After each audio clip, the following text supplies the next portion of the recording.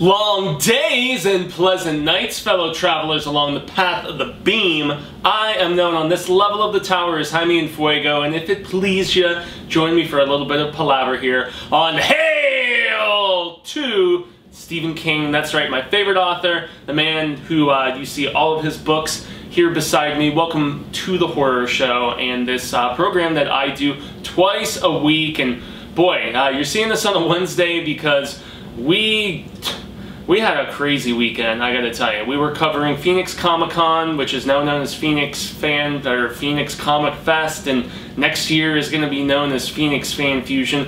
I honestly don't know what the hell Square Egg Entertainment is thinking with all of these brand changes, but I do know, unfortunately, it's all because San Diego Comic-Con, the con, as everybody calls it, is trying to trademark the name and, you know, make people pay royalties for use of it and whatnot. And in turn, they're attempting to get everybody to change the name, which really sucks in my opinion. Kind of crappy of you, San Diego Comic-Con. But nonetheless, we were very busy Thursday, Friday, Saturday, and Sunday. Most notably Saturday and Sunday, because that's when we did, well, it was originally supposed to be 3 different Stephen King panels, and regrettably it only ended up being 2 because of some electronic malfunction. They thought somebody hit the fire alarm, and our 9 p.m.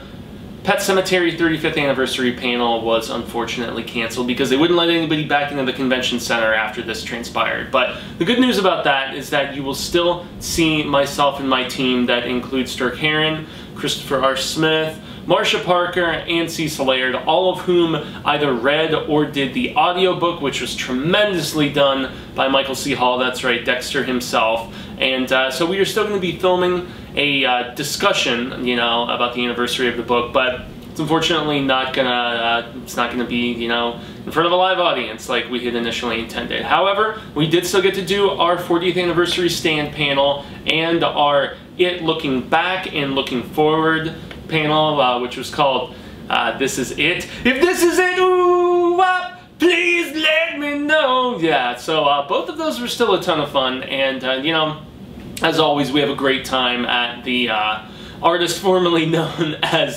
Phoenix Comic-Con. So, long story short, jumping to the chase today, this is going to be a little bit shorter of a video because I am in the midst of reading Bammer, that's right, up there, The Outsider. I'm trying to get it finished by Saturday. I'm not 100% if that's going to be the case or not. I didn't even get to start it on Tuesday when it initially came out, when I went and bought it, and I was just kind of, I started grazing through a little bit of the very beginning, you know, with the accusation going down and arrest and all that. But, you know, I had to put it on hold because I was trying to finish rereading The Stand, all 1,152 pages of it, which I did succeed in finishing before, you know, convention weekend here and stuff like that. So this video is going to be a little bit shorter, but it's especially cool because of a thing that I just got in the mail just this past weekend during the comic convention. This is Night Visions 5, which is a collection that was put together by, it was edited by Douglas E. Winter, and this is one of those that has eluded me for a while that I was trying to track down a copy of. It's from Dark Harvest in Arlington Heights, Illinois, published in 1988, so yeah, 30 years ago. Very, very cool collection here that has a few stories from King, a few stories from Dan Simmons, a Hyperion guy, yeah man, and also a few from, actually just one, I should say, from George R.R. Martin, who everybody knows as the Game of Thrones guy who just can't seem to write any more books lately. But, you know, Dan Simmons is awesome. He also did, oh, it's a series right now, I want to say it's called The Terror, maybe? But, yeah, that was a book that was adapted by Scott Free Productions, which is Ridley Scott's company, into a terrific AMC series you should all check out. But the reason I have been trying to track this down for so long is because this is actually the appearance of a King short story that cannot be found anywhere else. Yeah, it was not collected in Nightmares and Dreamscapes like the other 2 stories in here were. So, of the 3 total stories, you've got Sneakers, which is the one about the record executive, and like, he sees the sneakers of the dead dude in the stall next to him. Pretty damn good story. And then you've also got Dedication, which is a weird one about this asshole author who stays at this, like, hotel, I'm trying to remember if it's a hotel, bed and breakfast, whatever kind of thing, but the maid who has waited on him a lot, like, sees some of his some of his bodily fluids, let's say, and it's a weird story. Not one of my favorites, honestly, by Stevie K, but I have been trying to track this down because of the short called The Reploids, okay? Not collected anywhere else, and I just got done reading this short story. It's only about like 14, I would say maybe 15 pages, something like that, but it's a very odd diversion, and I'm kind of disappointed that King hasn't collected it anywhere.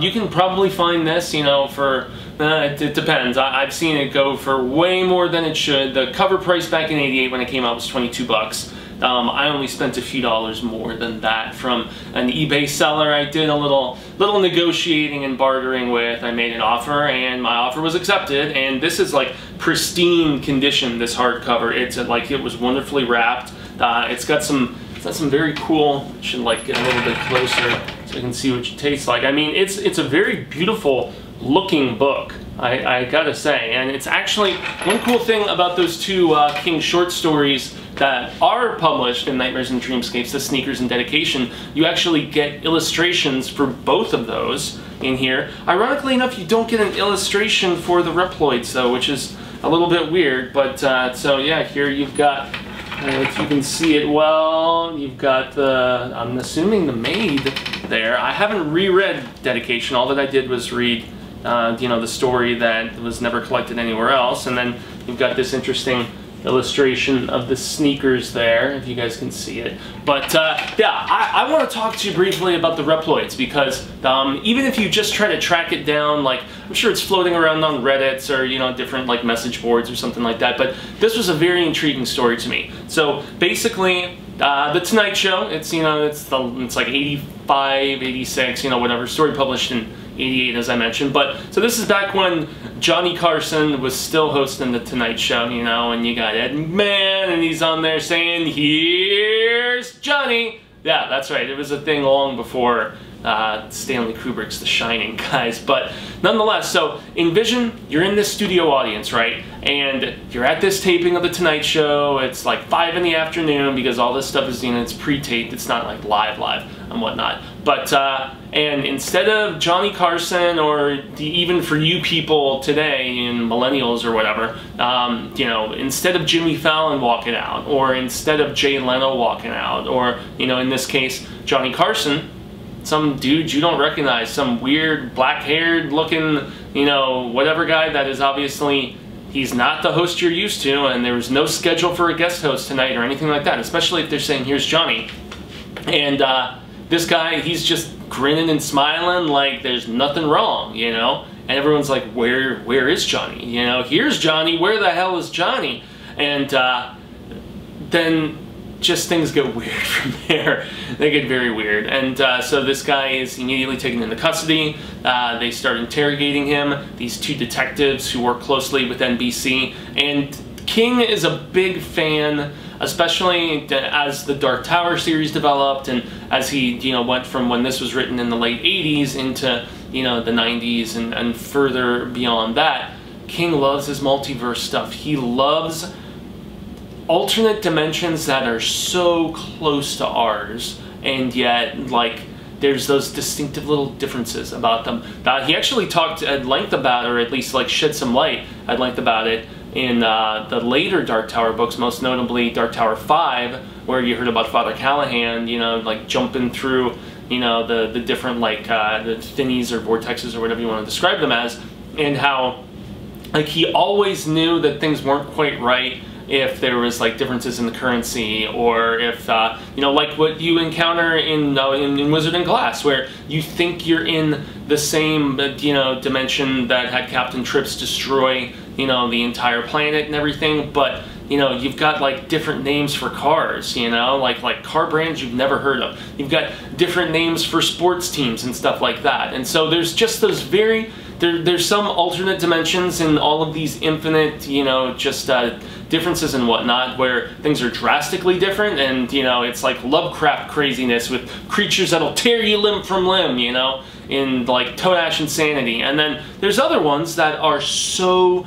just nearly identical to our own. There's a United States. There's, you know, I mean, there's just a different person's president or whatever. And so without spoiling, you know, what happens with Johnny Carson, or even the either sinister or not so much nature of this guy, these are themes that this story very intriguingly explores for me in the Reploids, and it's, you know, it's once again one that I can kind of see in some aspects why, you know, King didn't collect it, but it still really makes me wonder why. You know, it's not tremendous, but it's intriguing in some of the themes that it explores. And you know, this is before King had gone like really full blown. I don't think the Wastelands had come out just yet. As I look over here, no, yeah, he'd pretty much just done drawing of the 3 up to this point. And so, yeah, y'all, I urge anyone who, if you want the awesome collectability aspect, to obviously, you know, try to track down a copy of this.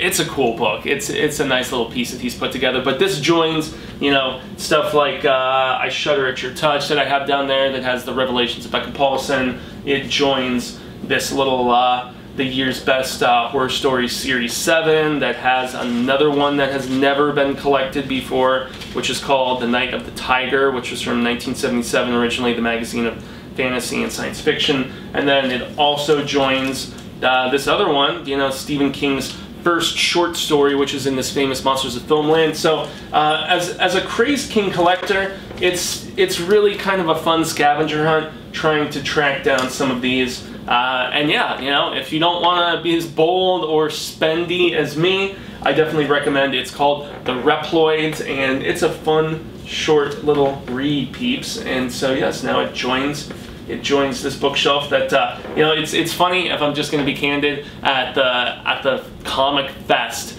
this past weekend, I finally started buying all of the It Pops. So I bought 6 of them. I bought basically everybody except for the 2 variations of the kids that you have, because there's a Georgie with his arm ripped off, and then there's a Bevy where she's covered in the blood from the sink incident. And so those are the only 2 that I have. All of the boys, all of the regular boys in the Losers Club, you know, I got Mike, I got Eddie, I got Ben, I got Bill, you know, I got Stanley. I was very happy to, you know, to get all of these, and yet I need to redo my set. I need a bigger bookshelf, guys. That's the tough thing here. But yes, if you have seen the Reploids in person and read it and stuff, I want to hear your thoughts on this quirky and interesting little Stevie K story. And also, are you excited to hear my insight and thoughts about The Outsider? I've had people tweeting me, Facebook messaging me, you know, just saying, have you finished The Outsider yet? Have you finished The Outsider yet? A cool character pops up we didn't think was going to be in it.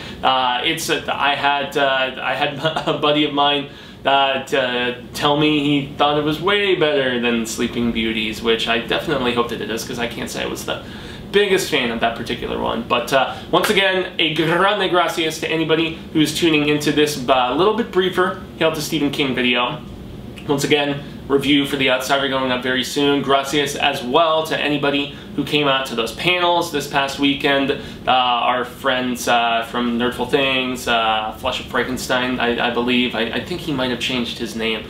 But lo and behold, they came out to all of our panels, and I gotta give a serious shout out to, you know, to the both of them, who are just outside Vegas, if I'm not mistaken. So if you're tuning into this video, gracias, you both are awesome, and we appreciate the support. I have been Jaime and Fuego. You can find me on all social media sectors: Twitter, Instagram, Facebook, YouTube. Cecil and I, along with producer Dave, have a spoilers review of Solo coming probably on Monday of next week. So yes, if you haven't subscribed to the horror show here, where I do these Hail to Stephen King episodes twice a week, please do so. Like, share, subscribe this video with the hashtag Hail to Stephen King. It's greatly appreciated. And yes, if you want all the notifications about everything that we do anytime a new piece of content comes up, which happens 2 to 3 times a day, make sure to ring that bell that you see here on the video. So until the Wheel of Ka comes around once more, I extend a grande gracias. The third one, yeah, I'm tripling down. Not even doubling down, y'all. And yeah, hasta luego, cinemigos, constant viewers and readers alike. I hope that we get to meet again sooner rather than later. And until then, remember, stay scared And honestly, read Stephen King's The Reploids if, you know, any way you can track it down. It's an interesting little piece from El Rey.